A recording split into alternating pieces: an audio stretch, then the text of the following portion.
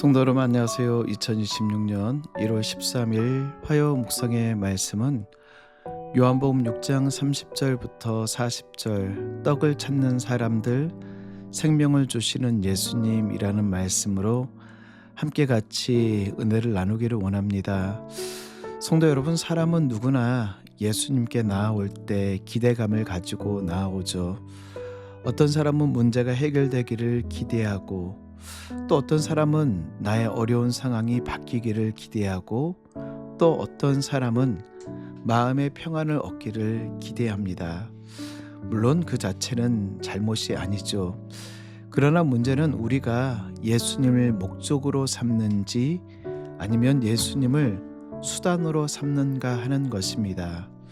오늘 본문에 등장하는 사람들은 예수님을 다시 찾아옵니다.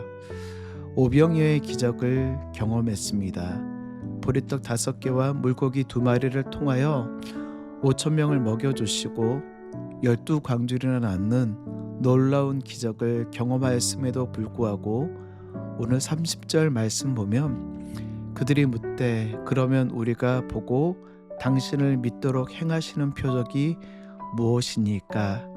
하신 일이 무엇이니까? 이미 표적을 봤습니다. 이미 주님이 어떤 분이신가를 이미 보았음에도 불구하고 우리가 보고 당신을 믿도록 행하시는 표적이 무엇이고 당신이 하시는 일이 무엇입니까? 또 다른 표적을 요구하고 있습니다. 왜 그럴까요? 그들이 원하는 것은 예수님 자신이 아니라 계속되어지는 기적을 찾고 있기 때문입니다.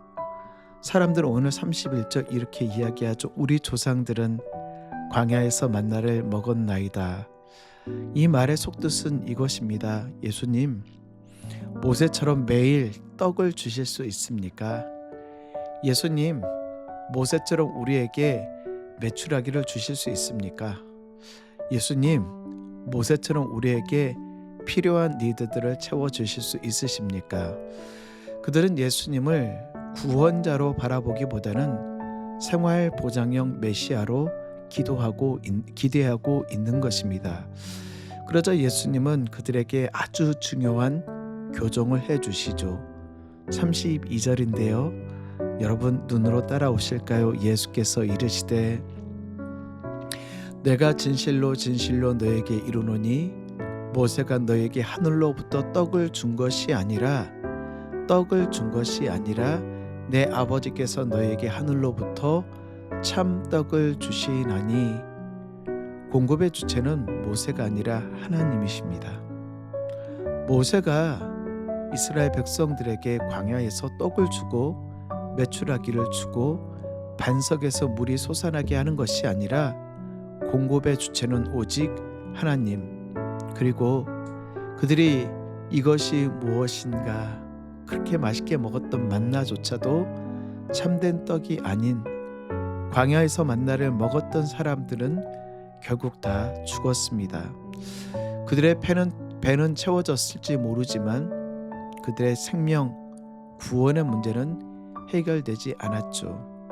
그래서 예수님은 하나님의 떡은 하늘에서 내려 세상에 생명을 주시는 것이니라. 그럼에도 불구하고 사람들은 여전히 34절 주여 이 떡을 항상 우리에게 주소서.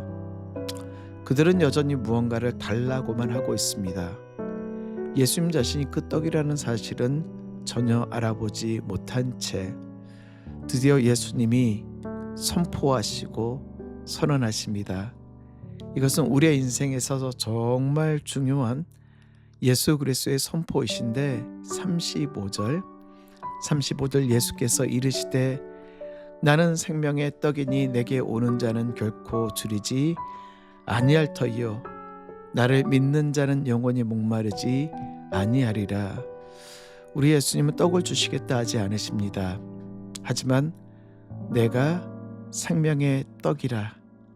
내가 생명의 떡이라.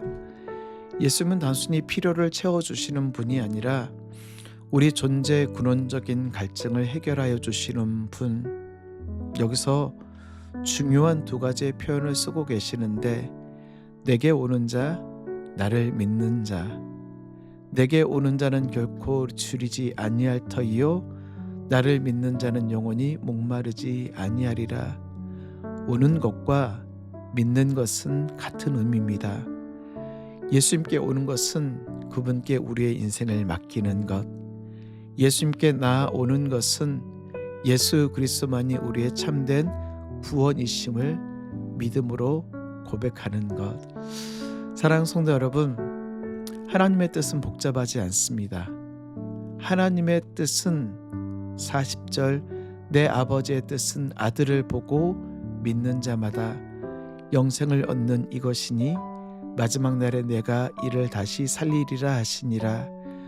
하나님의 뜻은 단순합니다. 너가 더 노력해야 돼. 너가 더 열심히 신앙생활해야 돼. 너가 더 열심히 선행을 해야 돼. 너가 더 열심히 베풀어야 돼. 너가 더 완벽해져야 돼. 너가 더 많은 공로를 쌓아야 돼 라는 것이 아니라 오직 하나님의 뜻은 아들을 보고 믿으라. 아들을 보고 믿으라. 본다라는 것은 나의 시선을 바라보고 나의 시선이 머물고 의지하며 소망을 건다는 것을 의미합니다. 이스라엘 백성들은 광야에서 하나님께 불평함으로 인하여 불뱀으로 그들이 죽게 되어졌죠. 이때 하나님은 정말 이상한 명령을 모세에게 내리십니다. 그것은 바로 놋뱀 하나를 세워놓고 그것을 본 자마다 살 것이라. 우리는 십자가의 예수님을 바라볼 때 영원한 생명을 얻을 수 있습니다. 우리는 오직 십자가의 예수 그리스도만을 바라볼 때 참된 생명이 우리에게 있습니다. 우리의 신앙은 오늘 하루하루 허덕허덕하며 살아가는 지금의 삶을 넘어 영혼을 바라보는 신앙.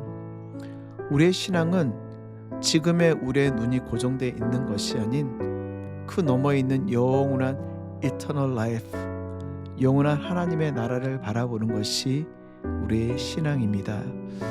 사랑하는 성도 여러분, 오늘 본문은 우리에게 이렇게 질문하고 있습니다. 여러분은 예수님께 무엇을 기대하며 나아오고 있습니까? 나는 예수님께 무엇을 기대하며 나아오고 있습니까? 혹시나 문제 해결이십니까?